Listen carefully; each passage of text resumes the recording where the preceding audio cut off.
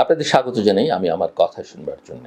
রাষ্ট্র চালাবার সবচেয়ে সহজ পথ হলো নির্দেশ জারি করা, আর সবচেয়ে কঠিন পথ হলো আইন প্রণয়ন। কারণ নির্দেশ একদিনে হয়, আইন সময় নেয়।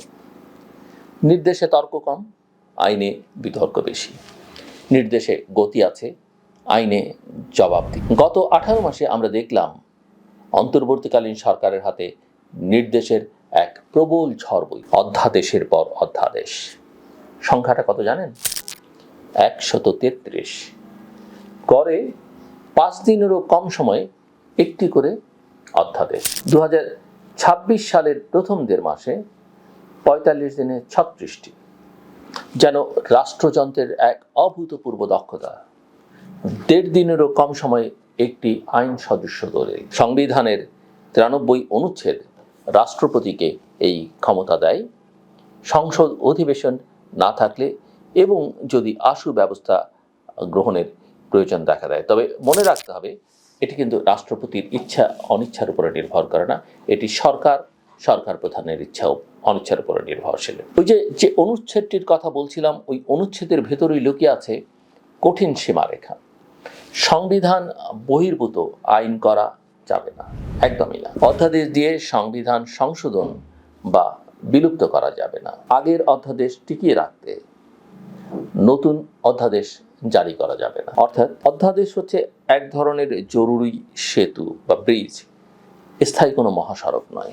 সেতুটা তৈরি করা যায়, কিন্তু সেটা দিয়ে শহর করা যায় না। এখন মূল প্রশ্ন, 133টি অধ্যাদেশ কি সত্যি 133টি আশু পরিস্থিতির প্রতিফলন, নাকি একটা রাজনৈতিক মুহূর্তে প্রশাসনিক তাড়াহুড়ো? আমরা সবাই জানি, আপনি জানেন, আমি জানি, অন্তর্বর্তী সরকার ক্ষমতায় এসেছিল এক গভীর রাজনৈতিক অস্থিরতার প্রেক্ষাপটে। জুলাই গণ অভ্যুত্থান, শাসন পরিবর্তন, রাষ্ট্রযন্ত্রের পুনর্গঠন, এই আবেগময় ও উত্তাল সময়ে দ্রুত সিদ্ধান্তের প্রয়োজন ছিল। কিন্তু মনে রাখতে হবে, দ্রুততা আর স্থায়িত্ব এক জিনিস নয়। রাষ্ট্র সংস্কারের মতো দীর্ঘমেয়াদী কাজ কি অধ্যাদেশের উপর দাঁড়াতে পারে?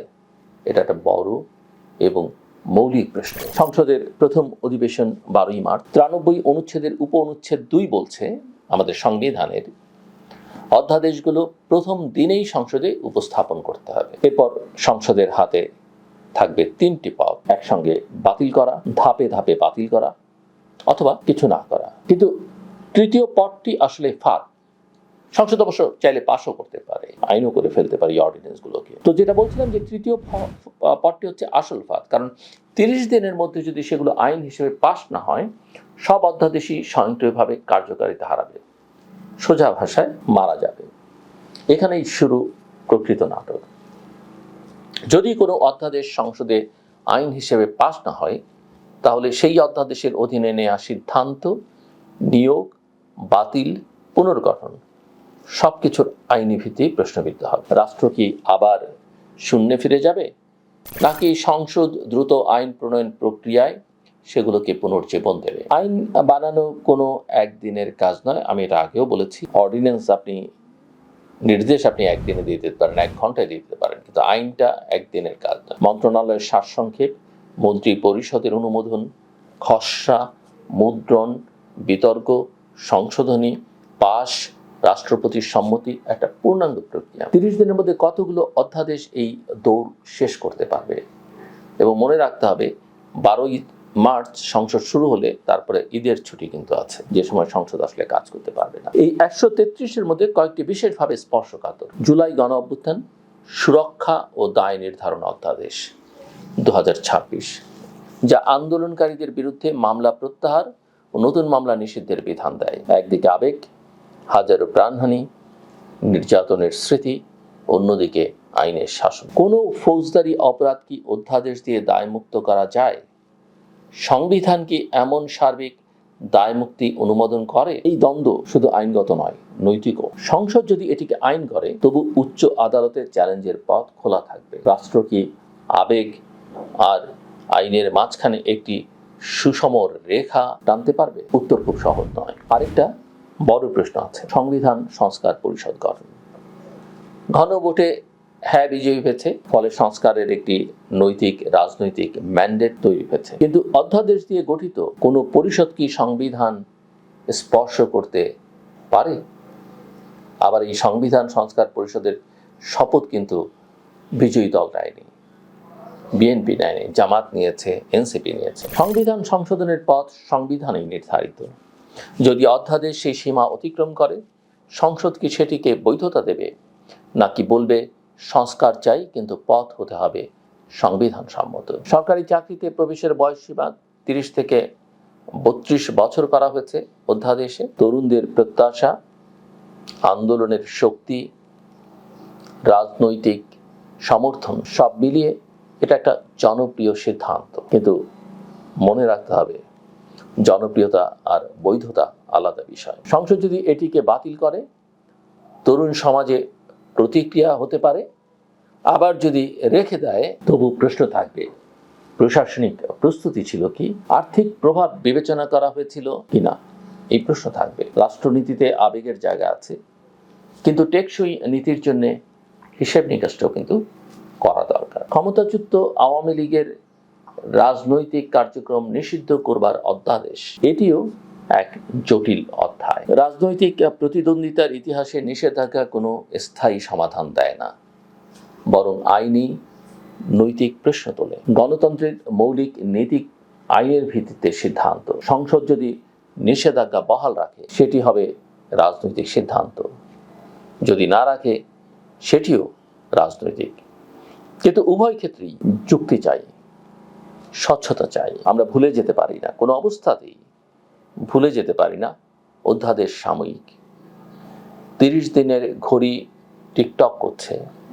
সংসদের সামনে এখন এক ধরনের রাষ্ট্রিক অডিট, কোনটি প্রয়োজনীয়, কোনটি সংবিধান সম্মত, কোনটি রাজনৈতিকভাবে কাম্য, কোনটি নৈতিকতায় বা নৈতিকভাবে টেকসই। সব অধ্যাদেশ আইন হবে না, এটা স্পষ্ট।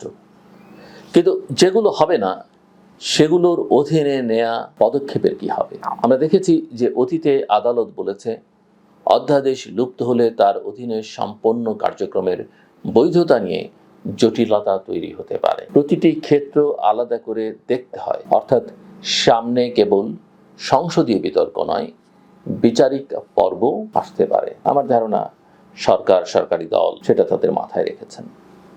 এখানে একটা বড় রাজনৈতিক বাস্তবতা আছে। অন্তর্বর্তী সরকারকে শুরুতে প্রায় সব দল সমর্থন দিয়েছিল। সেই সমর্থনের নৈতিক শক্তিতে বহু সিদ্ধান্ত নেওয়া হয়েছিল। এখন নির্বাচিত সরকার এসছে, নির্বাচিত সরকারের দায় ভিন্ন। তাদের সিদ্ধান্তকে জনগণের ম্যান্ডেট, সংবিধানের সীমা এবং দীর্ঘমেয়াদী রাষ্ট্রীয় স্বার্থ, এই তিনের সমন্বয় নিতে হবে। বাংলাদেশ জাতীয়তাবাদী দল বা বিএনপি বা ক্ষমতাসীন দল, তারা যদি সব অধ্যাদেশ বহাল রাখে, প্রশ্ন উঠবে তাহলে সংসদের ভূমিকা কোথায়? আবার যদি অধিকাংশ বাতিল করে, প্রশ্ন উঠবে তাহলে অন্তর্বর্তী আমলে নেয়া পদক্ষেপের দায়কে। আমার মনে হয় এই মুহূর্তে সবচেয়ে জরুরি হলো গতি নয়, গুণগত মান, যেটা বড় অভাব আমাদের দেশে। আমরা সবকিছু সংখ্যা দিয়ে দেখতে চাই, কিন্তু কোয়ালিটি বিবেচনা করি না। রাষ্ট্র সংস্কার অধ্যাদেশ দিয়ে হয় না, হয় রাজনৈতিক ঐকমত্য, খোলামেলা বিতর্ক এবং সংসদীয় প্রক্রিয়ায়। 133টি অধ্যাদেশ একটি প্রশাসনিক কৃতিত্ব হতে পারে, কিন্তু তা কি গণতান্ত্রিক পরিপক্কতার পরিচয়? আইন কেবল কাগজে নয়, এটি সামাজিক চুক্তি। সেই চুক্তি যত দ্রুত লেখা হয়, তত দ্রুত ভঙ্গুর হয়। সংসদের সামনে এখন একটা সুবর্ণ সুযোগ। তারা চাইলে প্রতিটি অধ্যাদেশ আলাদা করে বিশ্লেষণ করতে পারে। প্রয়োজনীয়তা, তার সংবিধান সম্মততা, আর্থিক প্রভাব, মানবাধিকার প্রভাব, প্রশাসনিক সক্ষমতা, এটি বাছাই করা তালিকা তৈরি করে দ্রুত আইন প্রণয়ন প্রক্রিয়ায় নিতে পারে। বাকিগুলোকে ইতিহাসের অংশ হতে দিতে পারে। এতে অন্তর্বর্তী আমলের আবেগও অস্বীকার করা হবে না, আবার সংবিধানের শৃঙ্খলাও রক্ষা পাবে। হয়তো কোনো কোনো ক্ষেত্রে সরকারকে এই দুটো দিক ব্যালেন্স করে চলতে হতে পারে, বা সংসদকে। সবশেষে রাষ্ট্র পরিচালনা ম্যারাথন, স্প্রিন্ট নয়। এটা ওয়ান ডে ম্যাচ নয় ক্রিকেটের, এটা টেস্ট ম্যাচ। অধ্যাদেশ স্প্রিন্টের মতো, সংসদীয় আইন ম্যারাথনের মতো। আমরা যদি টেকসই গণতন্ত্র চাই তবে মাঝখানের পথেই হাঁটতে হবে। 30 দিনের কাউন্টডাউন কেবল একটি সাংবিধানিক সময়সীমা নয়, এটি আমাদের রাজনৈতিক পরিপক্কতার পরীক্ষা। আমরা কি আবেগের ঝড়ে ভেসে যাব, নাকি আইন ও চুক্তির মাটিতে দাঁড়িয়ে সিদ্ধান্ত নেব? এই প্রশ্নের উত্তরই নির্ধারণ করবে অধ্যাদেশের ঝড় শেষে রাষ্ট্র কতটা স্থিতিশীল থাকবে। আমার কথা শুনবার জন্য আপনাদের অসংখ্য ধন্যবাদ। সবার জন্য শুভকামনা।